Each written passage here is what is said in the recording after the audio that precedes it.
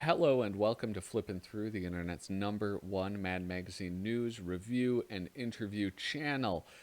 Today I am looking at Mad Magazine number 60. It was released January 1961. Cover price, our price, 25 cents, which is indeed cheap. Now I picked this issue. Wait, before I go further, I do want to say, please remember to like, subscribe, and share out this video. As of the recording of this, I am at 169 subscribers. I want to get it up to 200. Once I get to 200, I'm going to be doing a review of a comic issue of MAD, my only comic issue of MAD. But I don't know, maybe that'll change by the time 200 subscribers rolls around. Anyway, all of that out of the way, why did I choose this? I chose it for a couple of reasons. One, you're going to see the reason, one of the reasons before you see this review, which is I'm switching out the magazines that I have framed, and this one is going to go into a frame. That's reason number one.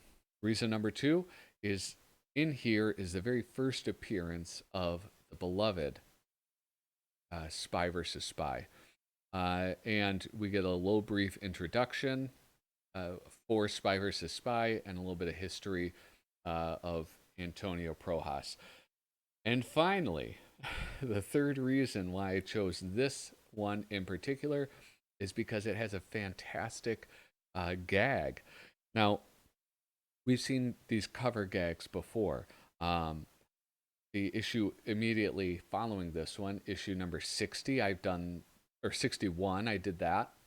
And that had the cover gag of it being reversible. Like you could turn it over and it was the exact same cover. And it was, welcome to 1961, the last reversible year until some other year. I don't know. I can't remember off the top of my head. I'm sorry. And also, there was a Kelly Freas cover which said, "This is the end." And really, the front cover of that issue was printed on the back cover. And so when you open it up, you see the back of the magazine, not the table of contents. And likewise, this Mad magazine has a cover gag that's spectacular. So here we have, I chose Richard Nixon. And if you don't know what the cover gag is, you're going to wonder, like, what do you mean you chose Richard Nixon? This is Mad congratulating Richard Nixon upon his election as president. We were with you all the way, Dick. Now, listen, I don't like to get political, but I think Richard Nixon gets a bad rap, okay? He started the EPA. That happened when he was president. He opened up trade with China, which I guess in hindsight, maybe that's not the best thing. But for now, we'll forgive him a little bit, okay, for a few indiscretions. Anyway, you flip this issue over, and here we have, oh, look at in that lovely blue. Congratulations, John Kennedy, upon his election as president.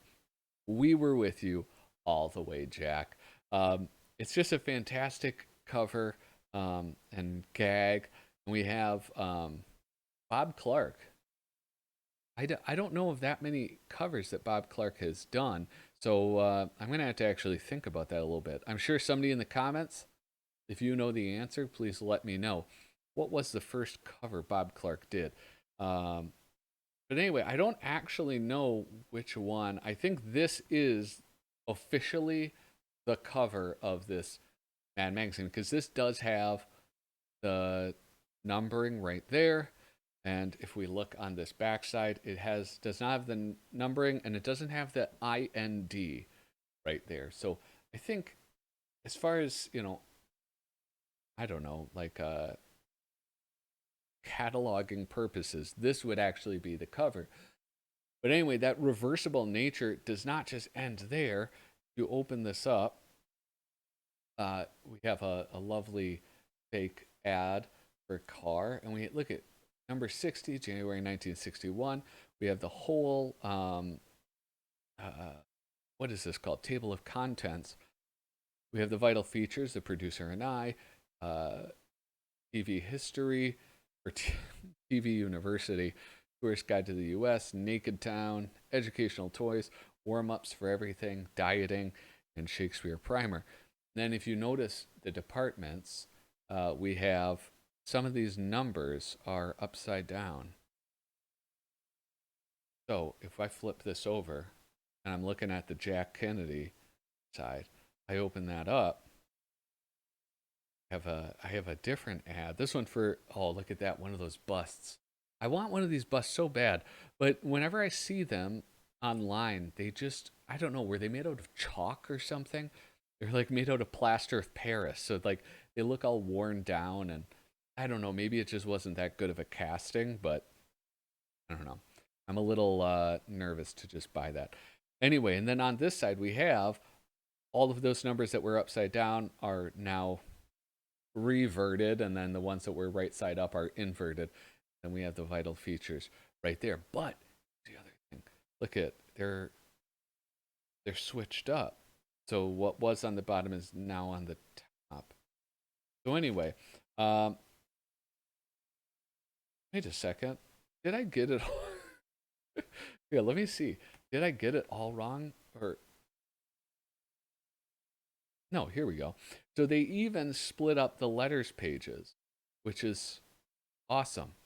I mean, it just sort of adds to the, the confusion of the entire situation, because here everything's right side up. We have the letters page.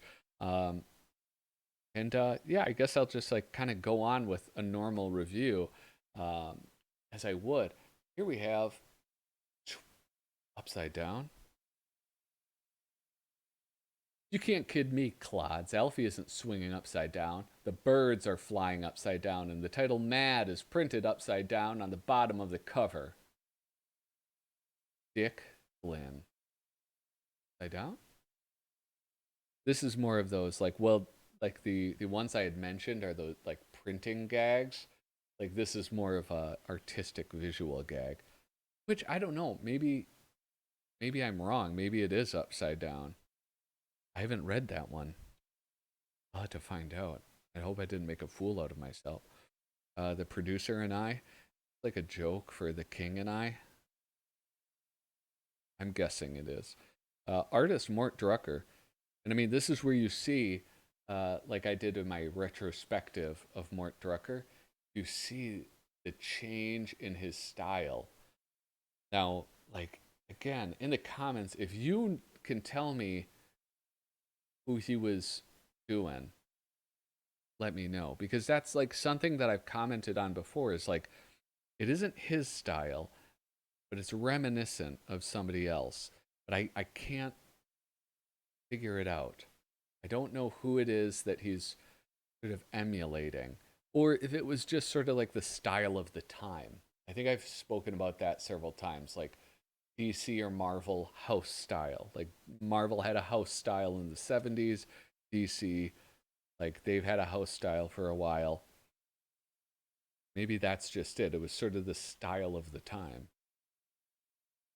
I'm not complaining. And here we have. Look at that, was quick. Here we have the very first appearance of Spy versus Spy. I'm going to read out this whole thing because I think that I've read part of this before, but I do want to make sure that I read the whole thing. Antonio Projas, the famous Cuban artist whose anti-Castro cartoons have appeared in such publications as Bohemia, largest circulation of any Spanish language magazine, the daily Prensa Libre, the free press, that was probably terrible Spanish pronunciation, El Mundo, and the Sunday Oveja Negra, the black sheep. He has won the Juan Gualberto Gomez Award, the equivalent of our Cartoon Society's Reuben, 6 times. On May 1st, 3 days before Castro henchmen took over what remained of Cuba's free press, Rojas fled to New York stone broke.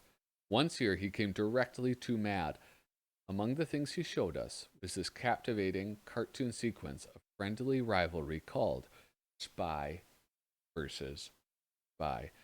Um, Now, if you don't know, this took me, I mean, well into adulthood to put this together, but this is Morse code. This is his signature, really. I mean, it's Byprohas,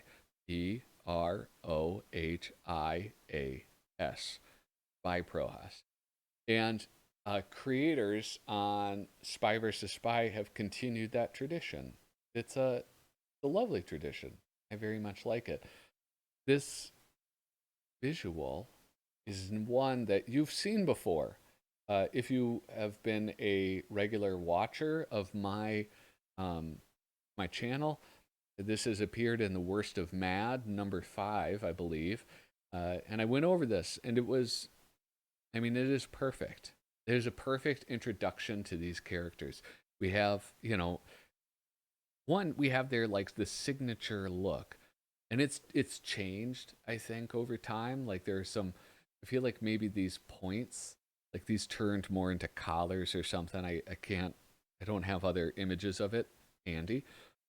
But we see them like approaching each other, snickering. We have their glasses, the not fedoras, but these big old hats, and we get this wonderful introduction into not only um, the wit of their plots to murder each other, right? Like they are quite clever, but they aren't themselves complete morons for long. I mean, it did. I think the term is the Flanderization, right? Like where you take one element of a character and that one element gets blown out of proportion.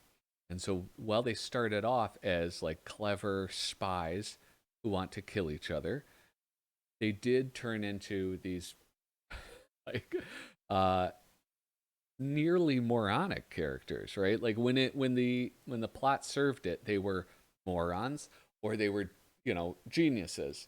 And I think that's just sort of the one of the appealing things about this is that, they're both. They're um masters of tradecraft and also the biggest suckers on the planet. So, TVU, Magna Cum Laude department. Recently, a large Eastern university announced that it was preparing a complete 4-year college course to be given entirely on television. Needless to say, this opens up all sorts of fascinating possibilities. It would mean that instead of going all the way to school to fall asleep in a stuffy classroom, a student would be able to stay at home and fall asleep right in his own stuffy living room. It would mean a lot of other changes too, not necessarily for the better. As this next vital article will show, here then is a mad report on what lies ahead for the unsuspecting student who enrolls in TVU. I what I'm guessing that this is commentary on something, right? I mean, like something real. You couldn't. I want this pennant. I just like the Latin motto. I just read it as I was speaking. Dingus Dongus Scalacticus. TVU. That's awesome. Here we have the artist Bob Clark, writer Cy Wright. To capture this huge market, manufacturers will introduce new sets designed especially for TV college students. It looks like I don't know, the library or something. This one looks like a books. Beautiful brick building, a chalkboard. Um, anyway, like, was this something real that happened? I mean, it sounds silly, right? But I mean, Mad wouldn't just make something up, would they? I mean, it does kind of remind me of like when you would see the nighttime ads for like night school, and that seemed like like a lesser form of education. And then there's the internet school, and that at first seemed like a lesser form of education. But really, what it was is it's a good way for people who maybe don't have time or money to go a traditional way of school, better their lives. Um, but I think it's kind of easy to look down upon, which is a shame. You should never try. You should never. Okay, I've got political. Now I'm going to get preachy. You should never mock somebody for trying to better their lives, unless it's going to TV university. College course subjects will be presented in familiar TV formats to attract students. Political science. Oh, it'll be like a panel show. Economics is like a game show. Commercials. Commercials would be used to sell each channel's TV courses. Here we go, the second Spy versus Spy. I'm going to zoom in again. Again, here we go with another installment in that friendly rivalry between the man in black and the man in white, both of whom are dedicated to the cause of outwitting each other as spy versus spy. I love that. Holy smokes. All right. This is like, this one's surreal. This is like some surreal style, right? That's what I want. Yeah, the surrealism, right? Anyway, so he's dreaming up plans for his submarine. That's next to him. He starts dreaming up plans of breaking in, and he steals his thought. He's doing that. He steals the plans. So it's like in these first ones, nobody dies. And I mean, I forget which issue it was that I went through earlier. It was like, I don't know, one of them got chopped up by a plane propeller or something, or like, I forget exactly what it was, but um, Spy versus Spy is probably the most interesting cartoon in Mad Magazine to study as it has changed over time. And because the writing is not as a,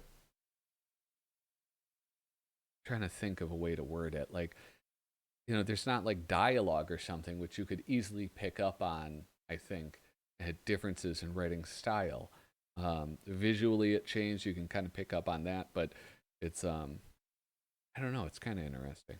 The European Tourist Guide to the United States. Look at, he just doesn't get it. This is just some chump from England or something. No offense if I have any English viewers. Um, Joe Orlando, the artist, writer Frank Jacobs.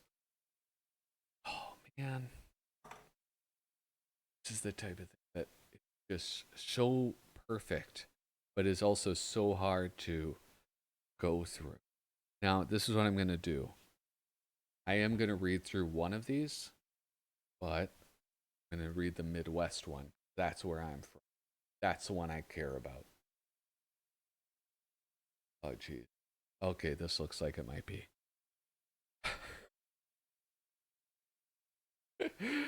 All right. So, visiting the Midwest, a little about the area and the people. If you want to enjoy the beauties of spectacular mountain ranges, great expanses of forests, and breathtaking rock formations, then we suggest you skip the Midwest and go to the next section. However, if you want to get to the heart of America, then you should go to the Midwest because just about in the center of the country. God, Frank Jacobs is so good. There are many rivers in the Midwest, foremost of which are the Mississippi, the Missouri, the Ohio, and the Potersby Mill Creek. Once a year, these rivers overflow their banks, causing a great deal of damage to life and property, and a great deal of discussion about dams, watersheds, flood control, and other projects. But after a while, the rivers recede, and so do these discussions. There is also a great deal of discussion throughout the Midwest about price supports for the farmers. The government would like to end these price supports, but it doesn't, because such a move would result in farm foreclosures, starvation, and several dozen congressmen being defeated for re-election. Boy, the more things change, the more they stay the same. The largest city in the Midwest is Chicago, which was made famous by Carl Sandburg, notorious by Al Capone, and unlivable by the stockyards. Other important centers are Milwaukee, which was made famous by Schlitz, and Dodge City, which was made famous by CBS. The stockyards in Chicago, I mean, it was just slaughterhouses, and it's just unappealing to live near stockyards and slaughter yards. So, um, where was I? In Midwestern cities, there are many fine stores and shops, most of which rely on the trade of the farmer. The farmer usually comes into town to inspect the merchandise being offered by these stores. Then he orders what he likes from mail order houses in the East. The people of the Midwest are descendants of pioneer settlers who headed west in covered wagons and didn't quite make it all the way. When to visit the Midwest is always a tough problem. Neither winter, blizzards, nor spring, flash floods, nor summer, dust storms and drought, nor fall, the football season, provide a pleasant climate for the overseas visitors. If you must visit the Midwest, we suggest the evening of September 3rd between 6 and 8 p.m. Hey, I was married on Labor Day weekend.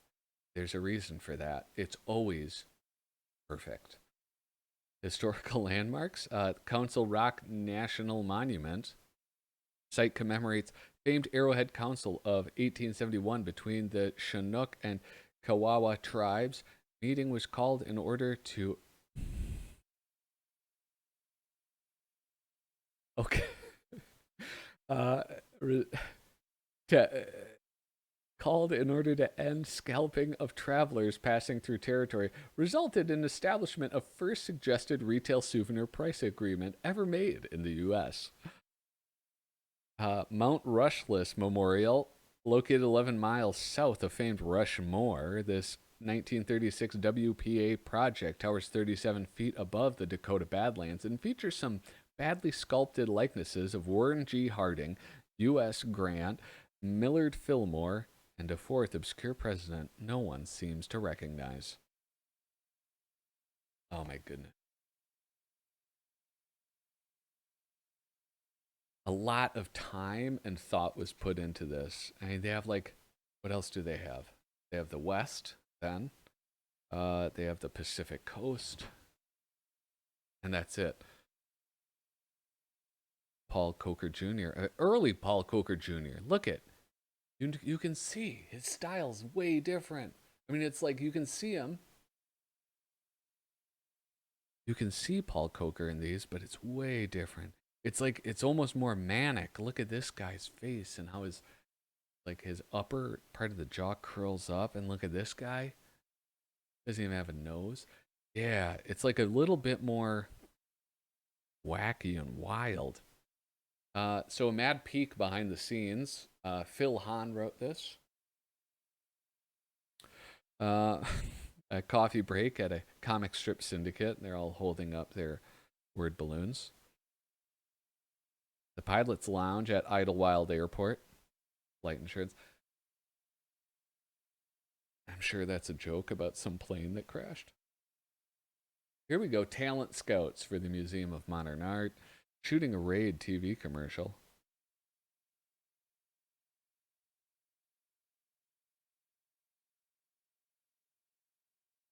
Here we go. Third one.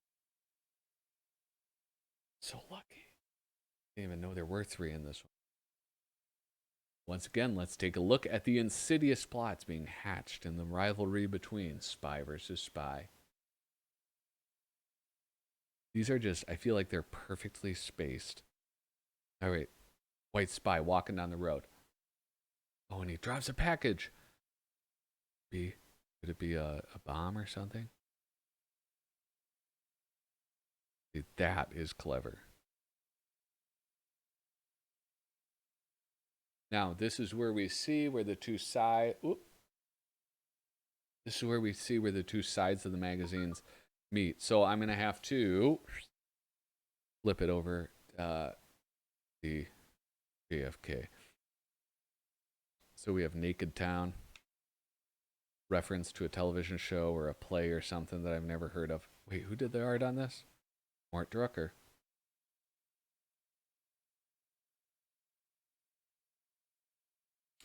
20 years in the shipping department.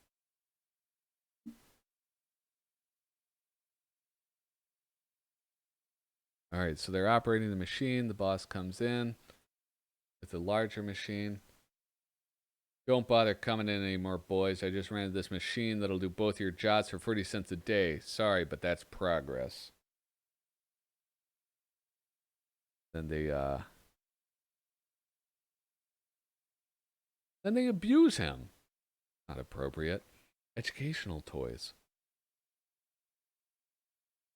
Artist Bob Clark, writer Al Jaffe. I really like Bob Clark.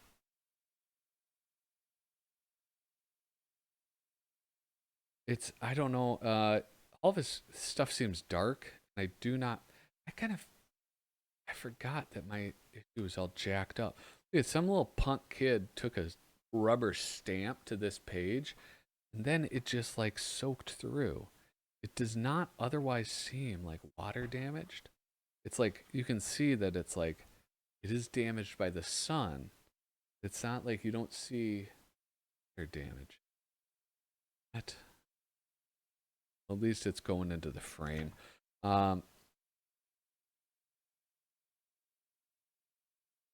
sorry. The rubber stamp distracts me. Here's one of my other favorite artists from Mad Magazine, George Woodbridge, Gary Belkin, the writer. Warm ups to everything.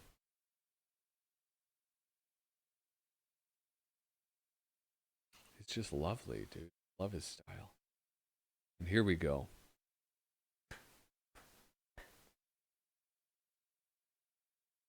So I usually scold Dave Berg and say, "Get out of my face, Dave Berg." And then Dave Berg shows up in the 1960s. God, that took too long. Shows up in the 1960s with some beautiful art and some original writing. Okay? This is what we need, Dave Berg of the past. So, Berg's Eye View. I mean, like, just all of this stuff. All of this is just beautiful. Look at this lettering is just amazing. I'm much too fat. You eat too much. Ugh, yogurt. Exercising don't help. Try exercising self-control. What's wrong with him? Found out booze is fattening. Guess I better give up beer. I mean, like, just look at this. I don't know what happened. I gotta write down, like, do a video about Dave Berg because I look at this and I don't understand how he went from this beautiful art style to what it just looks so lazy. I mean, it's just so amazing. Can't get over it. I could just, yeah. I love this. Look at this guy. The only exercise that has proven effective in weight control is a difficult exercise known as the push-off. This exercise is taken at meals. First, you push off the plate, then you push off the body from the table. But like, look at this. Like, this is the type of details and like, and expression that you don't at all see in the lighter side of. I mean, everything just looks so flat in the lighter side. But I mean, look at this. This is just, that expression is beautiful. You can just see how red his face is getting. And all these details of all that food. Look at the fabric falling off of the table. And look at his expression, how it's changed to like this weird sort of like cherubic, innocent face. Like when he was struggling, it was like, oh man. Gosh, he was so good. Whoop. Yeah, he was just so damn good. Typical college songs. College songs. Who wrote this? Frank? Probably Frank. Oh no. Larry Siegel. I apologize. Apologize. And then we have the Mad Shakespeare primer with some Wally Wood. Gosh, that's like, you just didn't see him that often, Wally Wood. And after a certain time, look at these are beautiful illustrations.